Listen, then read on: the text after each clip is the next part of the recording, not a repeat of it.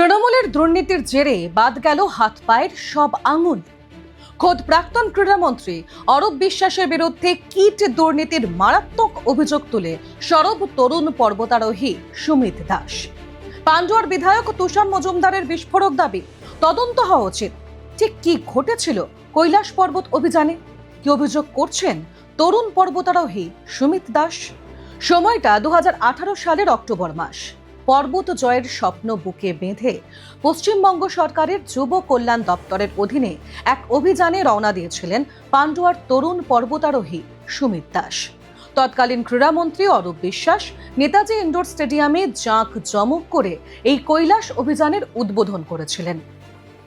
কিন্তু সুমিতের অভিযোগ, 21,000 ফুট উচ্চতার এই ভয়ঙ্কর অভিযানের জন্য তাদের যে জ্যাকেট, গ্লাভস, জুতো আর স্লিপিং ব্যাগ দেওয়া হয়েছিল তা ছিল অত্যন্ত নিম্নমানের।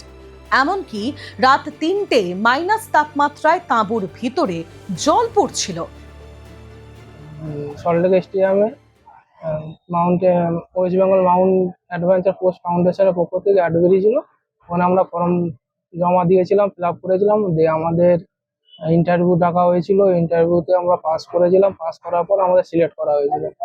সিলেক্ট করার পর তারপরে আমাদের চান্স দিয়েছে। আমরা প্রোগ্রামে যাই। প্রথমে বলেছিল সুদর্শন, তার পরবর্তীকালে আমরা যখন শুনি এটা সি কৈলাস এক্সপিডিশন হবে অক্টোবর মাসে 2018 সালে। এরকম ভাবে আমাদের বোঝানো হয়েছিল যে ওখান থেকে কিছু বলা যাবে না। যে ওখান থেকে যাওয়ার পর আমরা 10 জনা যাই। 10 জনা যাওয়ার পর যখন আমরা লাস্ট মানে থাকি, টেন্টে যখন থাকি, দেখি রাত্রিবেলা থেকে টেন্ট থেকে আমাদের জল পড়ছে। স্লিপিং ব্যাগ গুলো একদমই খুব মানে নিম্নমানের, যে স্লিপিং ব্যাগে থাকা যাচ্ছে না। তারপরে তো ওরকম ভাবে চালানোর পর যখন রাত্রিবেলা যেদিন সাবমিটে যাবো সেদিন তো রাত্রিবেলা গেলাম, দেখছি তো মানে খুবই অবস্থা খারাপ। যে ক্ষতি হয়েছে, হাতের 10টা আঙ্গুল বাদ গেছে, পায়েরও 10টা আঙ্গুল বাদ গেছে। এখনো অভ্যাস হয়ে গেছে এখন।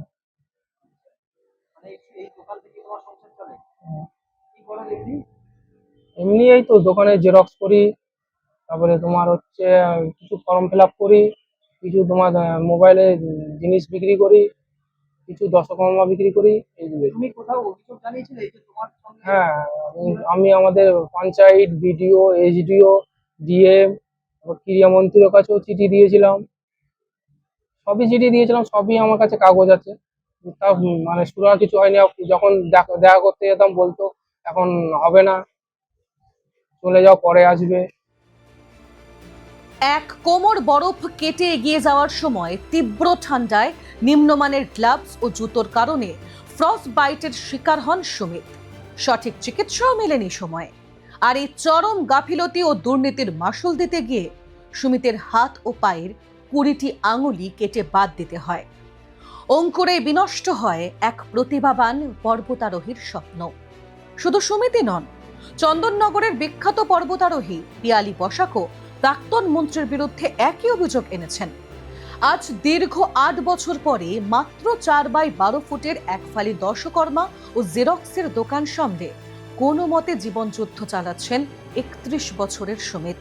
পাননি কোনো মেডিকেল বেনিফিটও। এই অমানবিক ঘটনাকে কেন্দ্র করে এবার তীব্র রাজনৈতিক আলোড়ন শুরু হয়েছে হুগলিতে। সুমিতের পাশে দাঁড়িয়ে পান্ডুয়ার বিজেপি বিধায়ক তুষার মজুমদার সরাসরি তোপতে গেছেন শাসক দলের বিরুদ্ধে। আর পরবর্তীতে দেখা গেল কি যে ওর 20খানা আঙুল পুরো বাদ চলে গেল। মানে 20খানা আঙুল বাদ চলে গেল তো দূরের কথা, একটা ছেলে, শিক্ষিত ছেলে, সে আমার কাছে পড়তো, আমার এই ছাত্র ছিল, উচ্চ মাধ্যমিক আমার কাছে পাস করেছে, তারপরেই ওরা ওদিকে গিয়েছিলেন। কিন্তু ঘটনা হচ্ছে কি, তারপরে আমাকে জানানোর পরে এই ইদানিং আবার এলো আমার কাছে, এই 2-4 দিন, সপ্তাহখানেক হবে আমার কাছে এসেছিলো। আমি আবার আমার একটা প্যাডে তাকে ব্যবস্থা করার জন্য একটা চিন্তাভাবনা নিয়েছি যে মুখ্যমন্ত্রীর কাছ থেকে যদি তাকে কোনো রকমের সুরাহা কিছু করা যায়, তার জন্য একটা ভাবনা আমি নিয়েছি। তো ও এসেছিলেন আমার কাছে, কথাও হয়েছে। আমি বলছি ঠিক আছে, আমি তোর পাশে আছি, আমি যেটুকু আমার ক্ষমতা আছে, আমি ক্ষমতা অনুযায়ী আমি তোর সঙ্গে আছি। মানে এরা যে মানুষ মরে গেলে এদের কোনো দায় আসে না, এটা পরিষ্কার প্রমাণিত। এরা মানুষের কথা ভাবে না। অতএব এই সরকার প্রতিটা যা যা পদক্ষেপ নিয়েছে সব পদক্ষেপে দুর্নীতি আছে।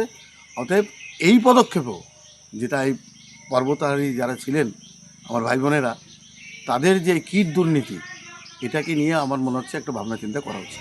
স্বপ্ন ভাঙার এই করুণ কাহিনী আর কিট দুর্নীতির এই মারাত্মক অভিযোগ নতুন বিতর্কের সৃষ্টি করেছে।